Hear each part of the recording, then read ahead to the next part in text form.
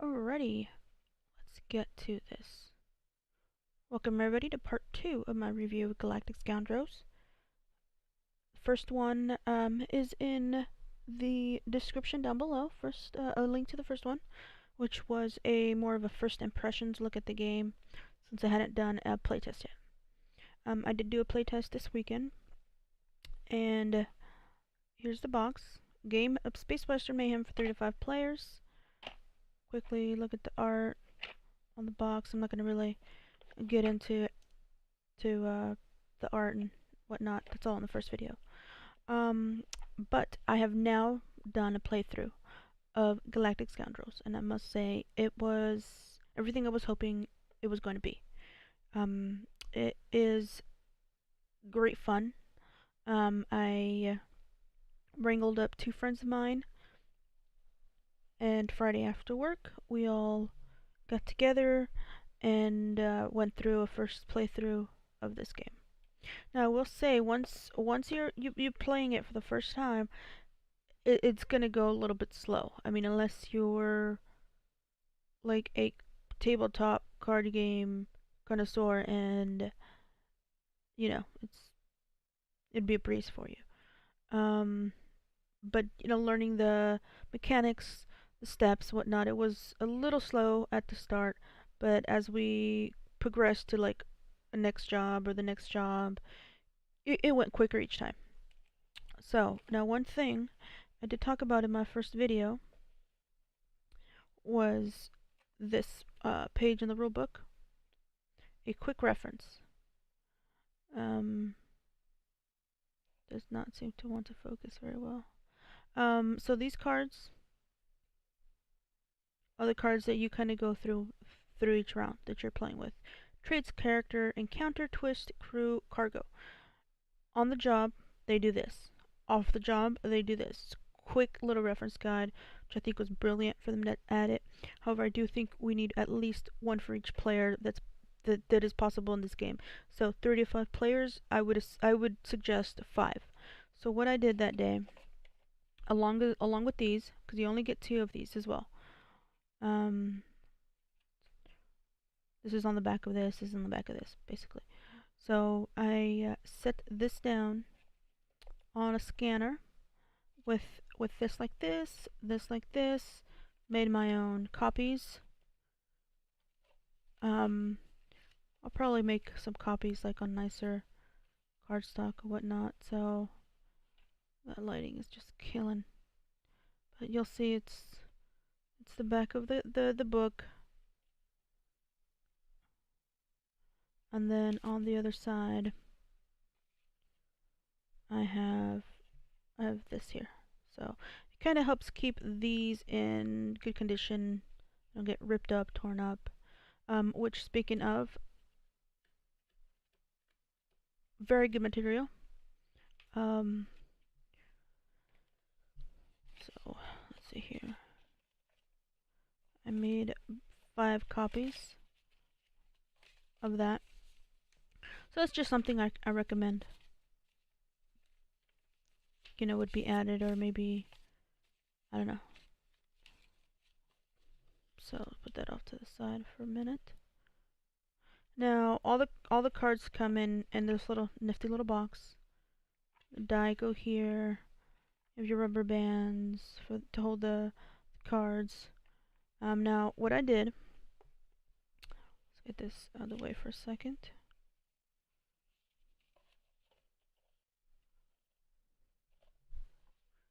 I really need more desktop space, which is why may seem a little cramped here, so I do apologize. Alright, let's see here. Let me just move those over. So what I did, I took a couple of the cards. So I kind of want to go through a little run through. And as I go through that, I'll kind of talk about what we encountered during our playtest, thoughts, and things like that. So let's say I'm gonna kind of play a game by myself, with myself, essentially. So you're gonna start off with a ship. It costs $2,000. And you're also going to start off with 1,000 credit. That's what everybody starts off with. One ship, 1,000 credits. Later on you can upgrade to something like the Rose, which is a $5,000 ship. Now the difference on the ship is your slots get better. Each card has a slot thing. Let me open up my camera control here just so that I can better zoom in on things when needed.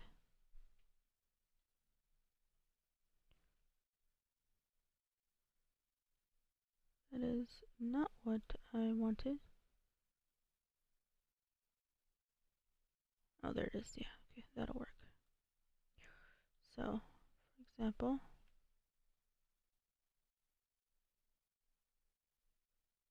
alright, you see this is crew 0, passenger, pass 1, which is passenger, cargo 0.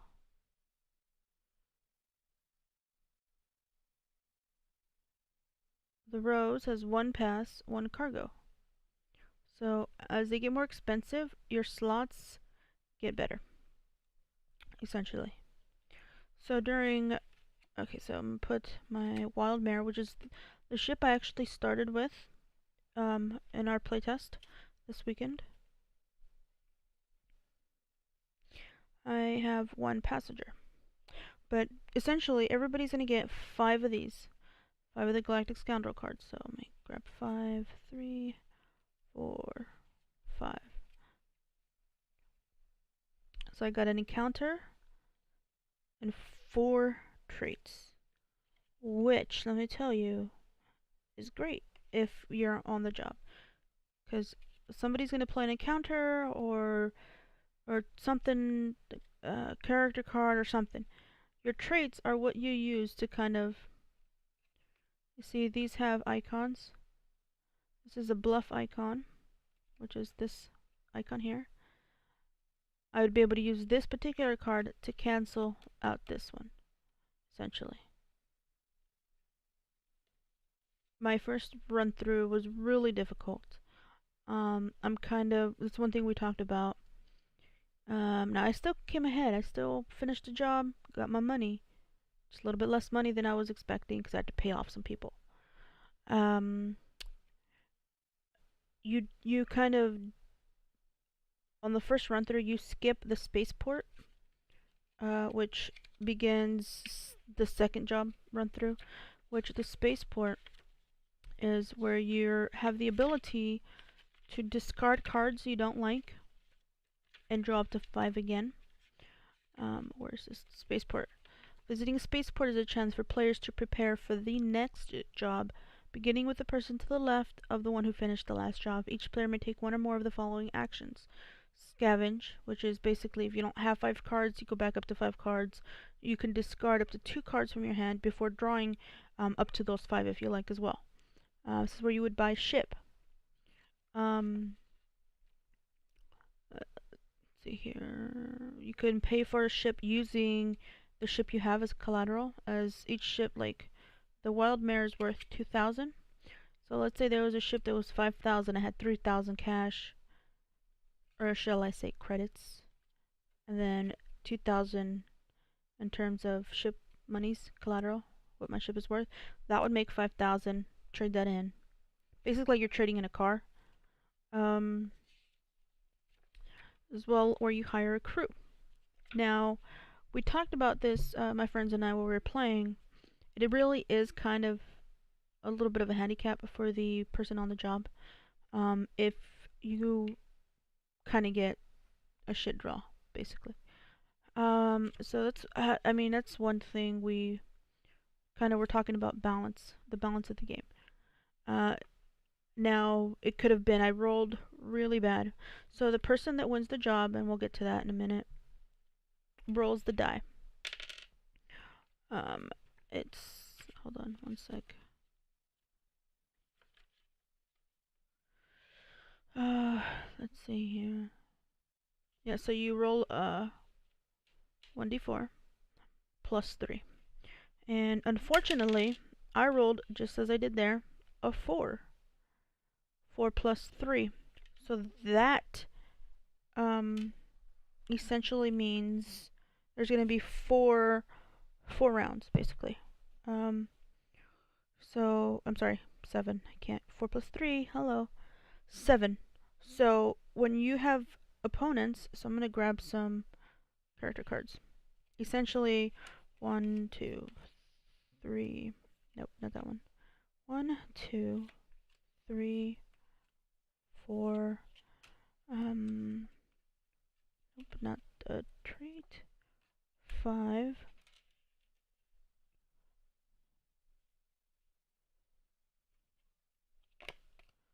Where were all these traits when I needed them? 1, 2, 3, 4, 5, 6. Nope, another trait. 7. The person on the job is going to have to get through 7 cards, which are played by the other people. So it was 3 of us playing, myself and 2 friends. So first friend would throw this down, I'd have to deal with that. Second friend would throw this down, I'd have to deal with that. First friend would throw this down, I'd have to deal with that. Second friend this, first, second, first, you know what I'm saying? So you go down the line. And the only moves that on the job has is to either deal with them, as well as, let's say,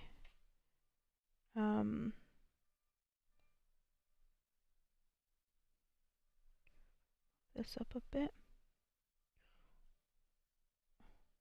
Let's say I had a passenger. Let's say I sacrificed my passenger to get rid of to get through one of these things. If I had another passenger in my hand, I'd be able to place it down. If not, then I don't do nothing, and I just got to keep going and trying to get through that. Which, you know, trait cards are great, but being such a large run, and the first through I had a bad hand, so it was a little difficult. So what I'm gonna do is take some of these off, just to not make this video an hour. Let's see. So such and such. I will do 5. Seems alright. So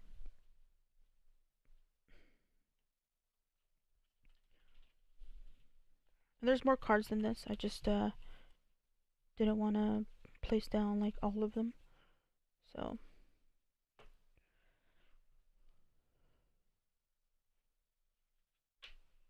alright, so here's my 1,000 and my hand again.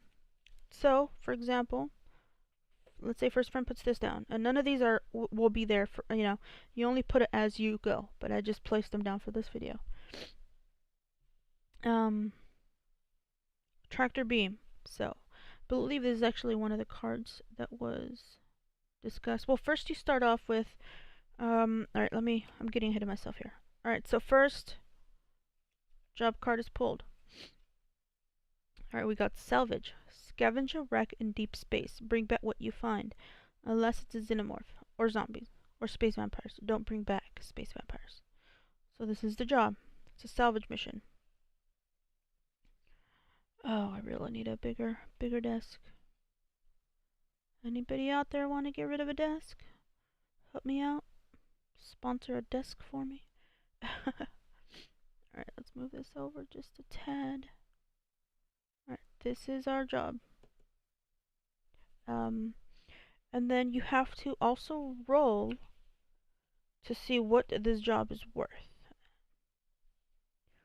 Alright. Well, first off, you have to gamble. So let me get my cards. This is my hand. Now, you'll notice these nifty little symbols on the bottom. Oh, I have 3 of a kind.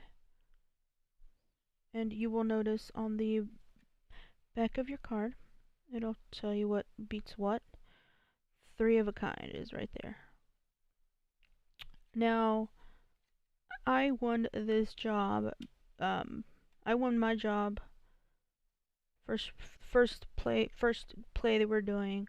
I got the first job because now you can bet. You can say I'll have 3 of a kind. you can lie. You know, you're bluffing out loud, unlike poker when you're not saying what you have. Here, you're gonna say what you have or what you want to say that you have, not necessarily that you have it. A friend of mine said he had a full house. I said no.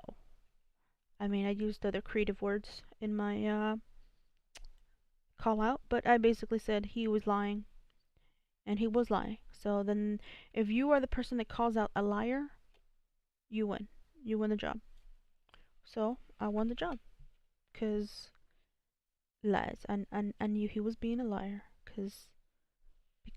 So then, what you do once you have your job, you roll a 1d4 plus 2 to determine the value of that job. No, hold on. Did I have these backwards? Yep, I do have these backwards. So 1d4 plus 2. So that would is how many events happen. So this part.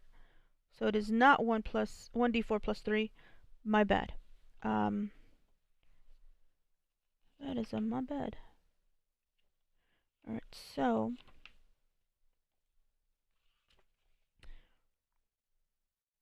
the 1d4 plus 3 was how much this is going to be worth. So what did I do? I said 7. So then you would start pulling from episode 4. 1, 2, 3, 4, 5. Let me move. 6, 7. So this job is worth 10, 12, 14, 15, 16, 17,000 credits. 17,000 credits. Now, at this point, then you're gonna, do your gambling or whatever. I totally messed up that. You're gonna do your gambling first, after you pull to see what this job is worth. Because depending what this job is worth, you may not want it. You're like, let me see here. Ba ba ba ba ba.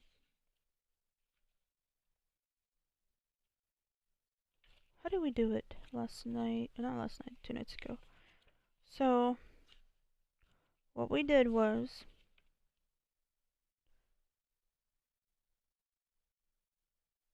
we may have did this incorrectly. Before deciding, so you have how much it's worth. No, I think we did it right. So you decide how much it's worth, and then you do your gambling process. And once the player is settled, is set, the person that wins the job, that's when you really want to think about, hey, do I want to go through, like initially when I had put 7 cards down, which is what happened when we were playing. Do I really want to go through the hassle of 7 encounters for just 16,000? You know what I mean? You kind of decide.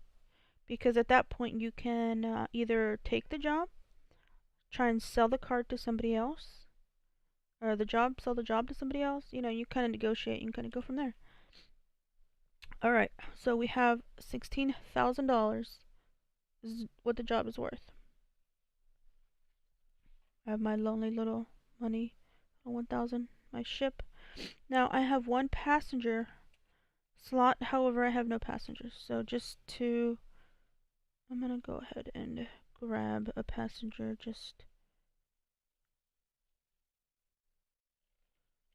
to make this a little bit more entertaining here.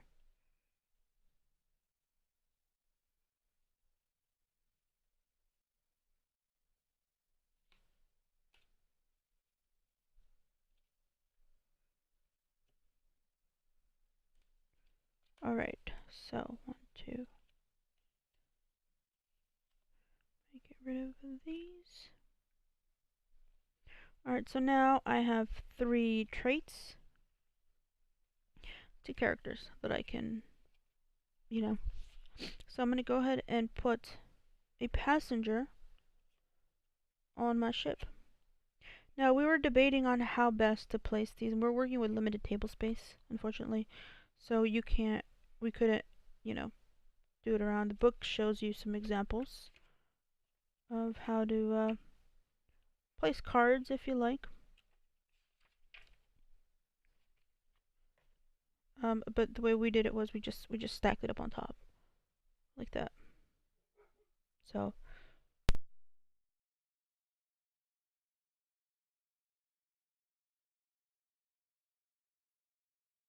Alright, so I'm gonna go ahead and say tractor beam. So first you start off the story. Whoever has the job starts the story off. The job is a scavenger wreck in deep space and bring back what you find. Alright, so I'm gonna say that me and my crew, well, my passenger, headed off to some deep space shipwreck yard planet where everybody goes to dump off things they don't want, or abandoned stolen things, or whatnot. However, let's see here.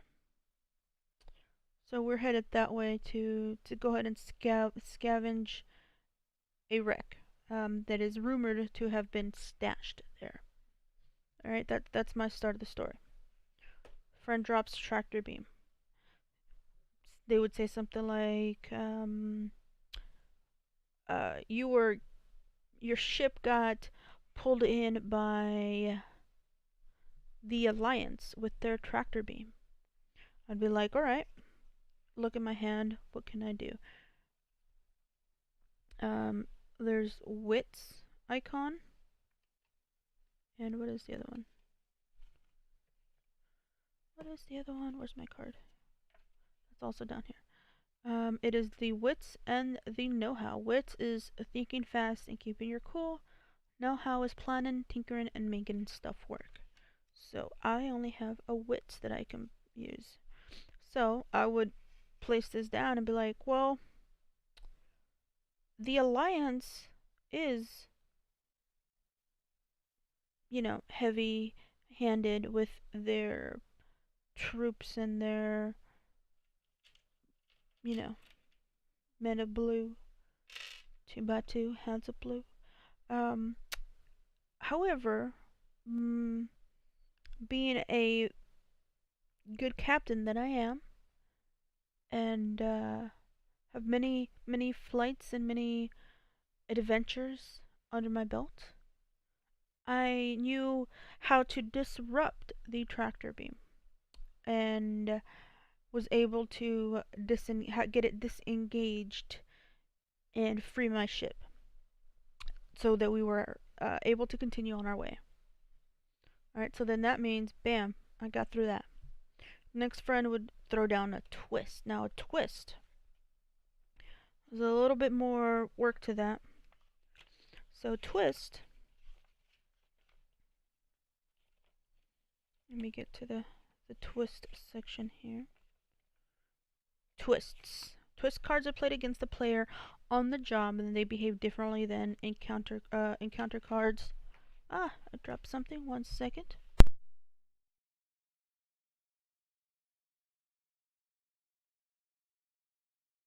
Okay, so they play differently than an encounter card. A twist cannot be resolved using anything you would resolve, any characters, cargo, passenger traits, or money. They can only be resolved through negotiation between the person who threw the card down and the person on the job. Each twist may be played to help or harm. So let's see, you can be negotiating whether they're gonna help you or harm you. So you're basically you offer to exchange money or stash items immediately or later, agreeing to payment later. You can promise anything you want as long as it doesn't violate the game rule, and deals are only as good as the word of the person making them. So when you're done negotiating The player of the twist, the player that put the twist card down, says out loud whether the twist helps or harm, and then rolls 2d4s to determine the result of what happens, which we'll get into that right now. So, let's say I did do some negotiating on our first playthrough that we did, and I offered. I think our job that was worth. I think the same as this, 16,000. Actually, is that what this is? I forgot. 10, 14. No, this is 17,000.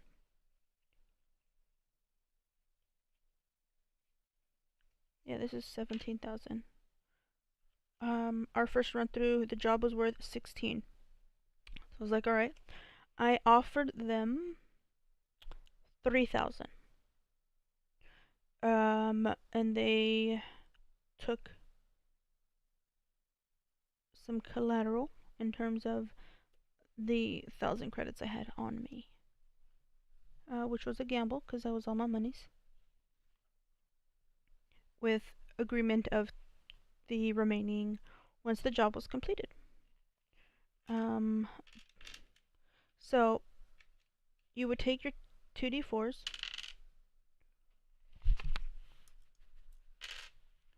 four, 8.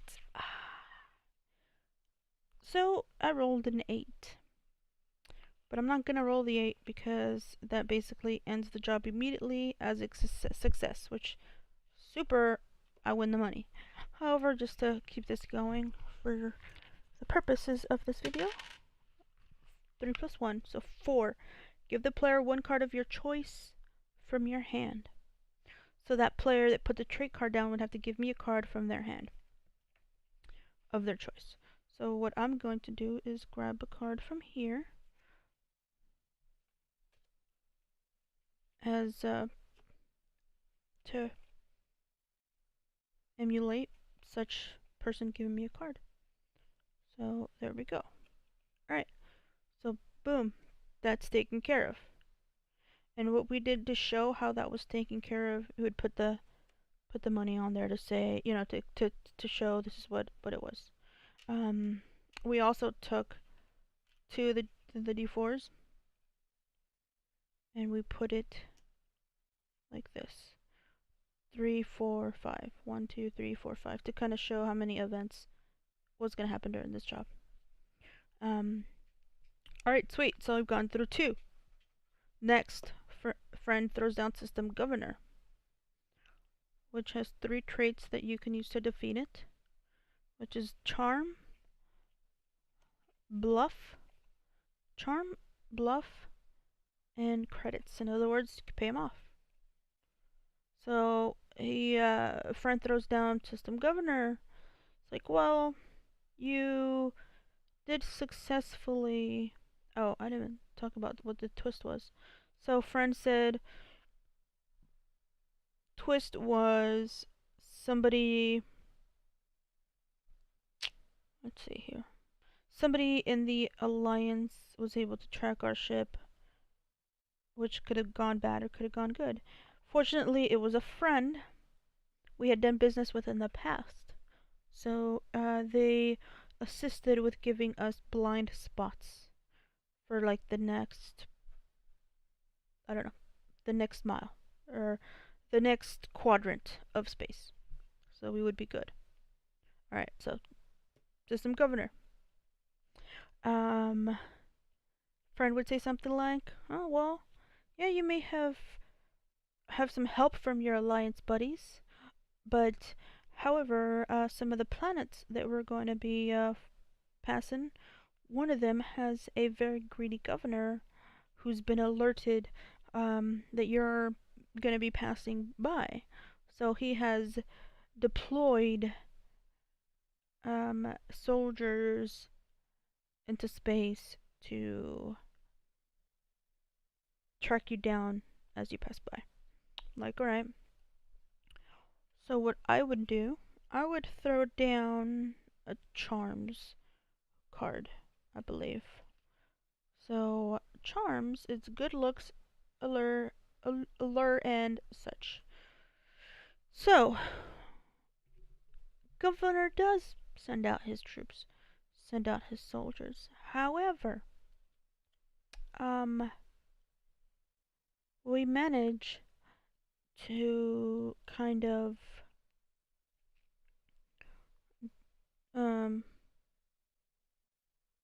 oh, I can't think. Let's see, charms. I had some certificates, some certificates worth services at their local, how would I say this? Their local pleasure establishment, so to speak, where there were lovely men and women that worked there.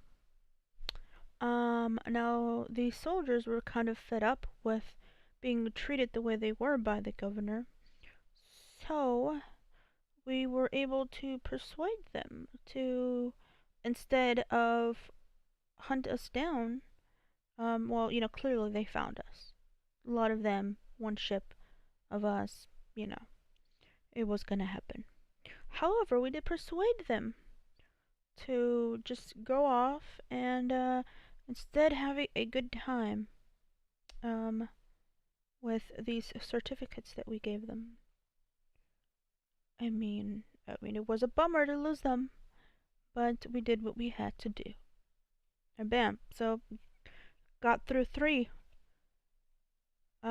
Encounter a slave ship.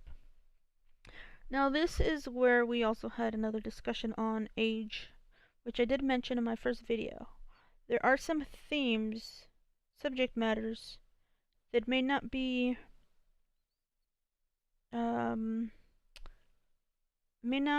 suitable for certain ages.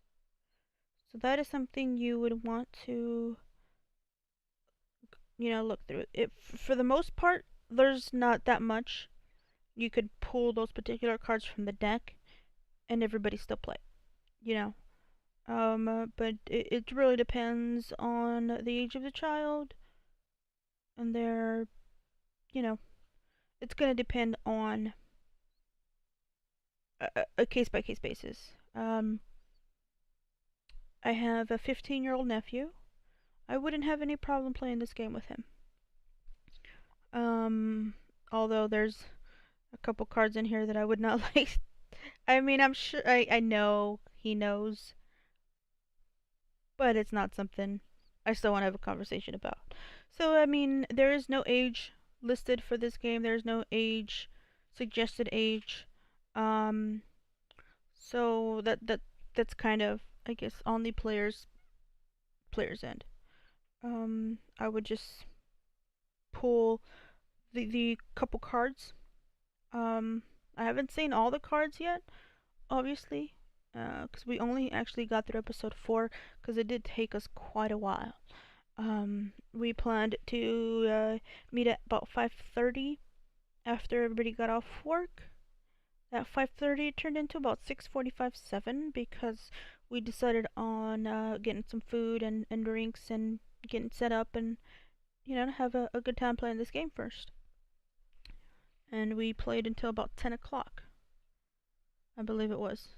About 10 o'clock. So it's about 3 hours? Wow, really?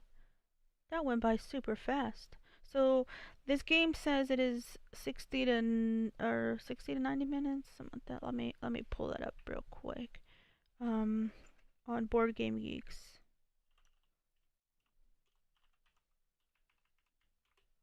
So this game is listed as 90 minutes to 120, and on Board Game Geeks it does say 13 plus. Community poll results say 12 plus. So it's just, there's nothing listed on the box or in the game rules or anything like that itself. But yeah, so being as it was our first time playing, that could have been why it took so long.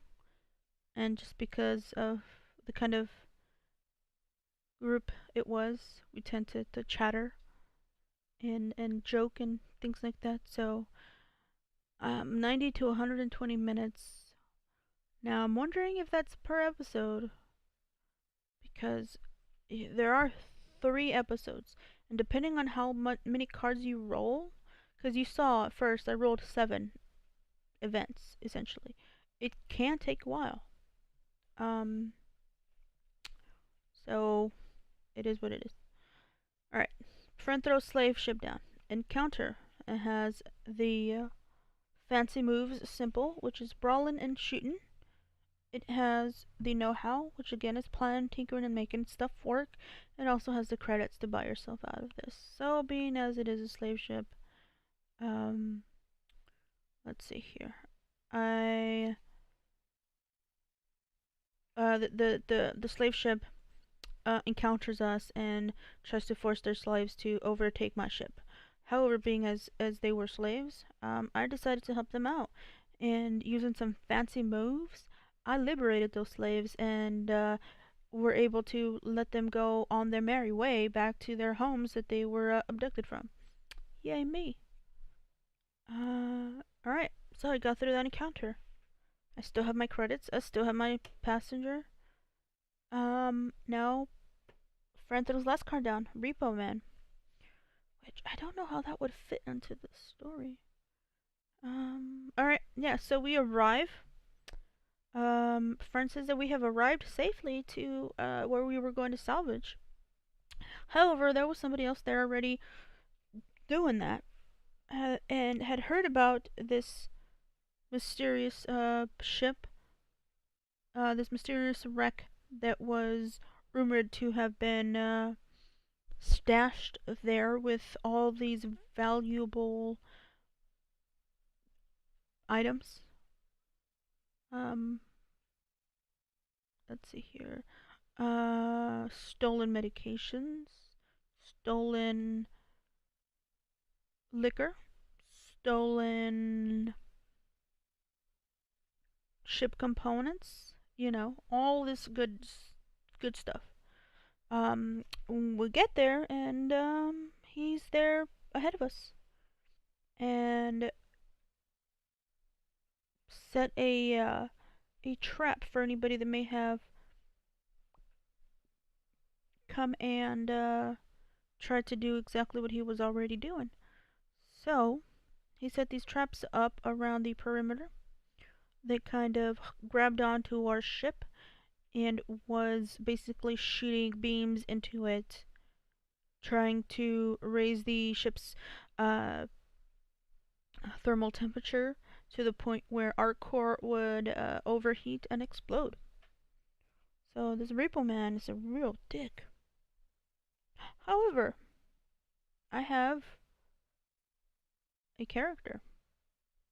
No, actually I can't use that one because it's not in my hand. So all I have are character cards. However, I can't use these character cards. I can only use this one. So being as my ship has an AI on it, ship's AI. My ship's AI, great artificial intelligent being that has helped us many a time, being just a passenger, decided that they were going to sacrifice themselves, heroically actually,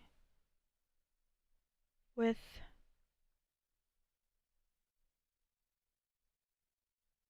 going down to the Repo Man's ship and essentially blasting their way through to disengage these booby traps. Now, unfortunately, they did get damaged and destroyed doing so, but we do have a nice little plaque on hanging on our mess room wall of them with a nice little plaque that says never forgotten. Their heroic efforts helped save our ship. I mean, you know, it was sad, but we moved on. We had to. We had a job to finish. Alright, 1, 2, 3, 4, 5 encounters taken care of. Did not lose any money. I win. Take all my credits. Add it to my 1,000 that I have. Now I have 18,000 credits. Now what can you do with your credits? Well, before you begin all this again, you go to the spaceport once it gets to your turn, which is what I was talking about in the beginning of this video. How we kind of question not doing the spaceport at the beginning of the first job, depending on the hand that you're given, because it can be a very it can hurt your ability to play the game, just balance wise. So that's when you go to spaceport and you can scavenge, buy a ship, hire a crew, which crew costs depending on the episode. Episode 4, crew cost 1,000. Episode 2, crew cost 2,000. I'm sorry. Episode 4, crew cost 1,000. Episode 5, crew cost 2,000. Episode 6, crew cost 3,000. So, let's say I upgrade my ship by using the 2,000, or I can keep the ship in my stash if I want. For some reason, yeah, that's what I'll do in case I have to blow this ship up. This has 1 passenger, 1 cargo. I already have 2 characters. Let's say I want to discard. You have your discard pile. And then I'm gonna draw back up to 5. 1, 2, 3, 4, 5. 5 cards, which are all traits. Except for 1 encounter. So this would be good if I was on the job.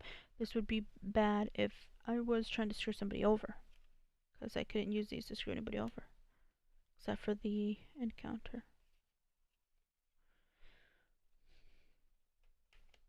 Alright, and then I would get a crew, obviously, and there's just steps in here. I believe you pull like 3, and then you pick the one that you want to buy. You may also use crew system. So scavenge, yeah, do the 5, buy a ship, did that. And then you, whatever money you use to buy a ship, you put in a separate discard money pile. Hire crew, you take the top 3.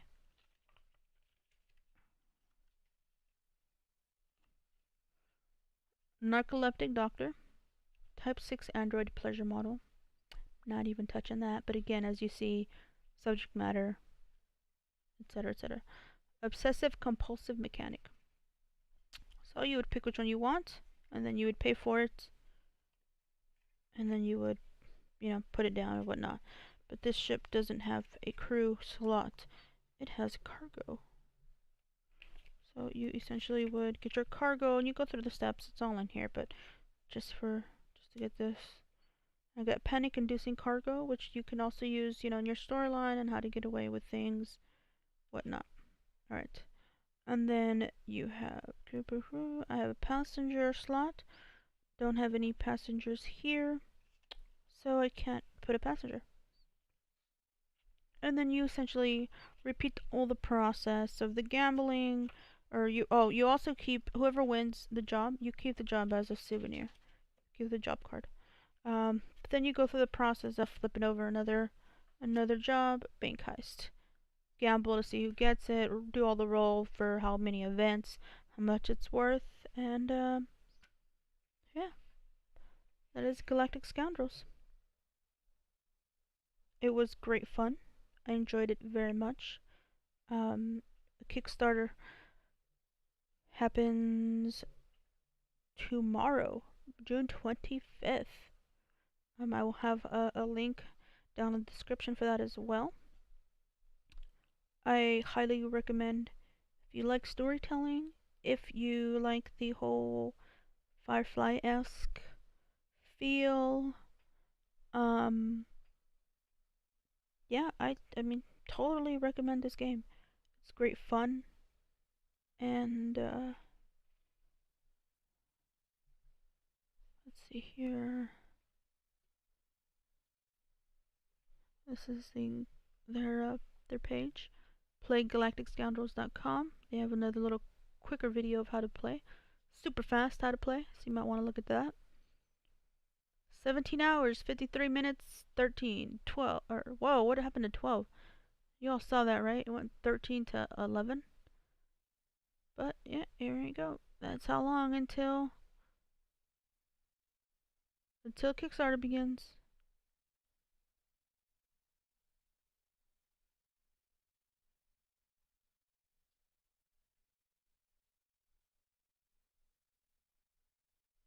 And they have some info that you could look at up here, news, and there you go. Don't forget to visit their Facebook, their Twitter, all that information is down here.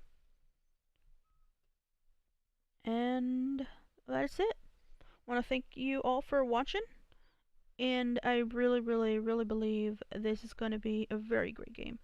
I hope it does well in the Kickstarter. The quality of the cards, you can hear, very nice, very good. Looks standard. Seems to be standard size if you wanted to sleeve them. Don't think you have to, but I know many people like doing so. Yeah. Have fun and enjoy.